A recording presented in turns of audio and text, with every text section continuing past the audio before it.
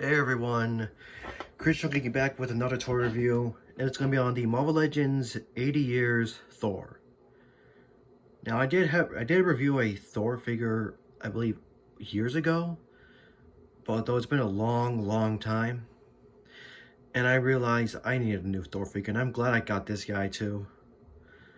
And he is a huge improvement from the original figure. Not, of course, not without some flaws, which I will get into, but still a huge improvement from the one I have. And obviously it's a classic Thor look, so that's another plus. But yeah, anyway, let's look at his accessories, which he doesn't really come with much. He comes with Mjolnir, obviously, which, just to show you, it's kind of hard to see. But if you can make out what it says,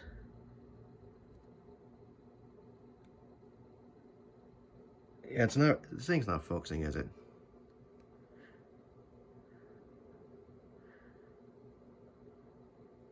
Oh, come on. But the Mjolnir actually says, whoever holds this hammer, if be thy worthy, shall possess the power of Thor. That's what it actually says. It's hard to see, but if you take a closer look, it actually says it. And he comes with two left hands. You can see he only has one right hand, which is a gripping hand. And he comes with two left hands, a displayed open hand and a closed fist. Now, I will actually also bring up, I did do some things to this guy to try to make it better. Like, for example, I actually glued his bracers because they were a separate piece, but they kept falling off when I swapped the hands out, so I just glued them in. And for the hands, I mean, they were swappable, but they were not flush, so what I did was I cut a little bit of the peg off, and I coated the mushroom peg with super glue. So now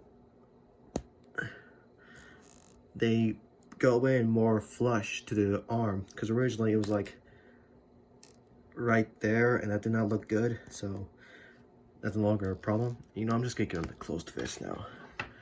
And I did this with all three of them. Ouch. But yeah, you can see they're more flush with the arm. Let's end with this gripping hand. I didn't realize I have the screen pointed up.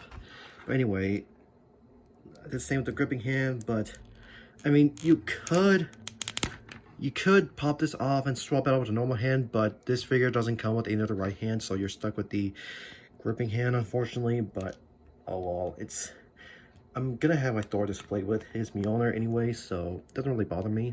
And now I'm having trouble trying to, never mind, there we go. You can see that's what I did with his arms. Another thing is his hair is actually more separated from the sides, so I can have him look up even more. And yeah, that's really all I really did. But yeah, yeah, he doesn't really come with a lot of accessories, but it's okay.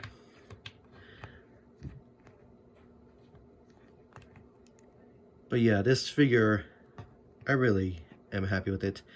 Again, not perfect. I already showed you how I had to do things with the arms and the hair to get more range for his head and have his hands look more flush to his arms. And also the cape, it's not bad, but I know there's a custom cape on eBay that, you know, with that you get more head range as it is right now. Because of the hair, it kind of gets in the way, and so I have the hair separate like this. But even then, the sides of the hair kind of get in the way. But either way, okay, how many times am I gonna say way? But yeah, still not a bad figure. Pretty big too. I mean, though, if I'm right, he's supposed to be like 6'8" or something. But yeah, not bad. But anyway, posability, his head can look up about that far if you did the hair mod, Without it though, you could have it look up still if you're gonna bend it, but with what I did, he could look up a whole lot more. He could look down that much. You can rotate his head again if you did the hair thing. Move it side to side, but if it's not the hair, it's the cape that gets in the way. His arms can fully rotate, but they kind of get hindered by this little shoulder pad thing here. They can swing out to the side, actually really far up, which is awesome. He has a bicep swivel, double jointed elbows that bend in that far. You know, all the wrists can fully rotate, though this one has a vertical hinge that can move up and down, while the closed fist and open hand can move back and forth. Again, same thing with this one. So, yeah.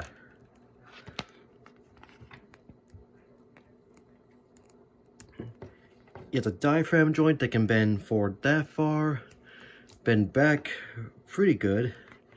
You can bend side to side, you can rotate, and he also has a waist swivel, so that's awesome.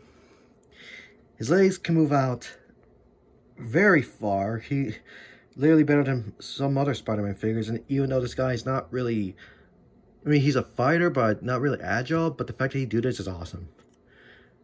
And he has a thigh swivel that can fully rotate, double jointed knees that bend in about that far, but due to his calf muscle, it kind of gets in the way.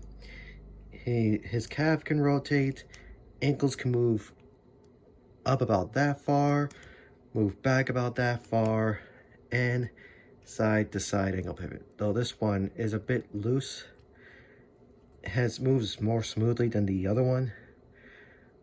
But yeah, either way though, not a bad Thor figure. Could it have been better? Yeah, but still not bad. Though I can imagine Hasbro re-releasing this type of body mold for another Thor, this time with more accessories. I don't know. I mean, I know there's a Thor versus Destroyer 2-pack, which I don't have because I'm actually fine with this guy.